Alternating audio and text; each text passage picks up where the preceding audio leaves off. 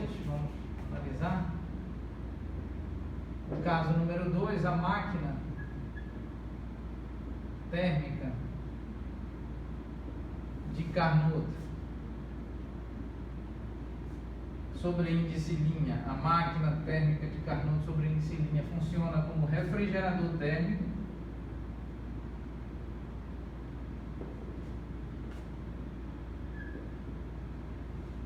e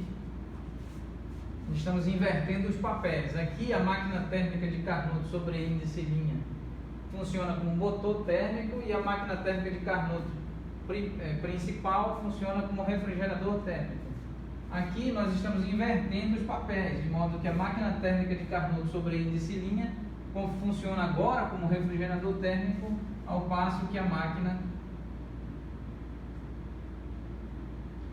térmica de Carnot principal funciona como motor térmico. É como nós vamos desenhar assim, vamos considerar aqui a fonte quente, um reservatório térmico quente com temperatura T1, aqui a máquina térmica de Carnot sobre índice linha funcionando como refrigerador térmico,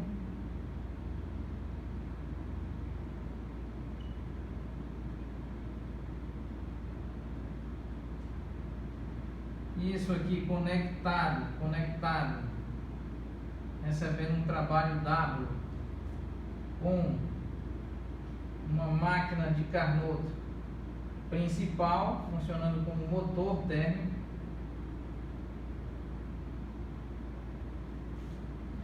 Então nós temos aqui a fonte fria, ou em outras palavras, um reservatório térmico frio,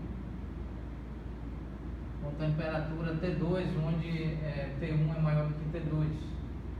Então esse motor térmico aqui recebe quantidade de calor Q1, cede Q2 para a fonte fria, e aqui funcionando como um refrigerador térmico nós temos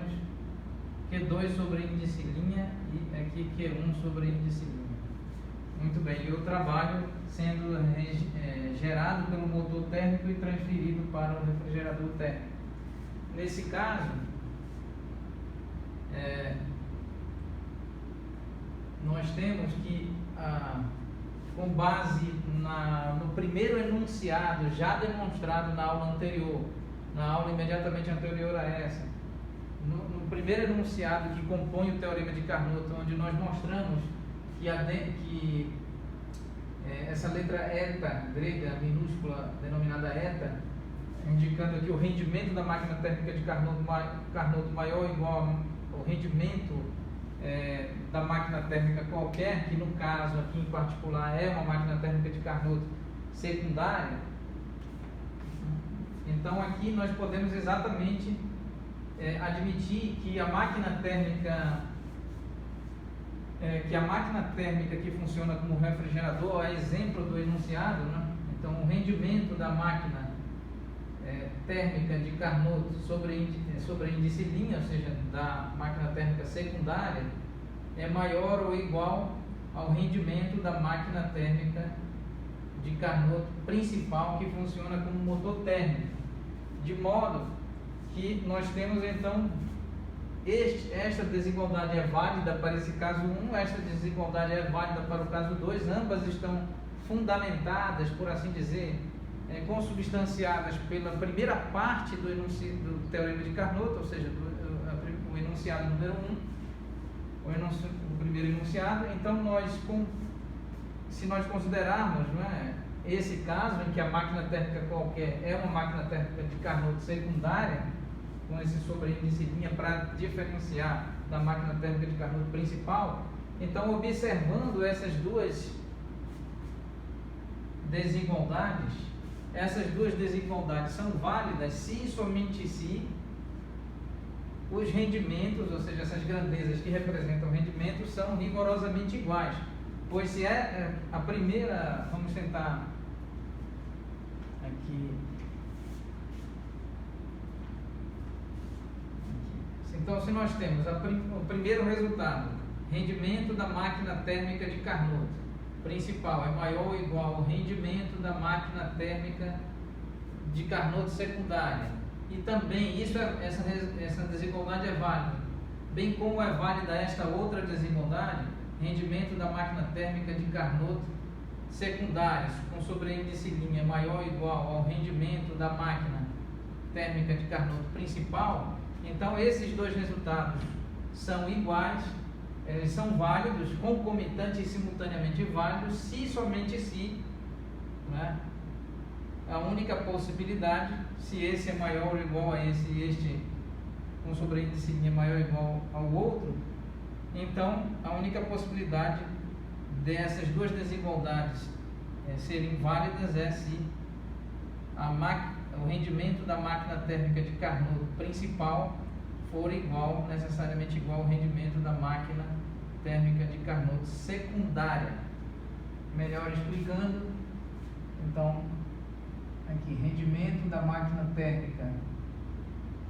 de Carnot secundária maior ou igual ao rendimento da máquina térmica de Carnot principal,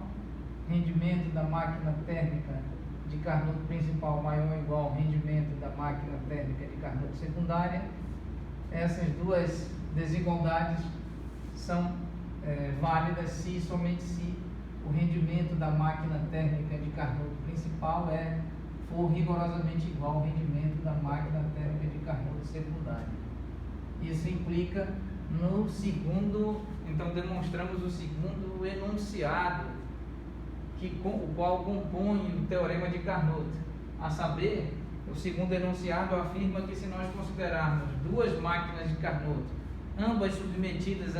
ao mesmo par de fontes, fonte fria, fonte quente, temperatura T1 maior do que T2, então se nós submetemos uma máquina de Carnot principal, MTC, a uma fonte quente com temperatura T1 e uma fonte quente com temperatura T2, essa máquina térmica apresentará um determinado rendimento, e esse rendimento será rigorosamente igual, exato e precisamente igual ao rendimento de uma outra máquina térmica de Carnot, que também opere e funcione com seu ciclo termodinâmico submetido ao mesmo par fonte quente e fonte fria com temperatura T1 maior do que T2. Então, nós demonstramos por completo o teorema de Carnot, dividido em dois enunciados, os quais foram devidamente discutidos e demonstrados aqui. Então, agradecemos a atenção e durante a próxima aula nós falaremos sobre a escala termodinâmica de temperatura. Mostraremos que a escala termodinâmica de temperatura é exatamente o que nós já sabemos, em outras palavras,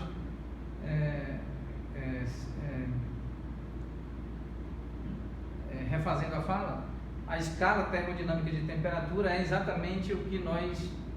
a escala que nós denominamos como escala absoluta, em outras palavras, a escala Kelvin. Em aulas anteriores nós mostramos durante o início desse curso por que a escala Kelvin é útil e como que ela é obtida a partir da análise, né? Considerando como substância termométrica um gás, e então o comportamento do gás, um gás real que aproxima o seu comportamento de um gás ideal a partir da diminuição expressiva de sua densidade volumétrica de massa, e então o comportamento do gás, ou seja, um termômetro de gás sob volume constante. Esse termômetro é ideal para nós mostrarmos a utilidade da escala Kelvin, a escala absoluta, e agora nós vamos fazer uma nova análise, mostrar mais uma vez a importância e o quanto é imprescindível a ciência, especialmente a termodinâmica, a termoquímica, fazerem uso da escala Kelvin, a escala absoluta, que é considerada, falaremos sobre ela e a trataremos como a escala termodinâmica de temperatura. Muito obrigado a todos.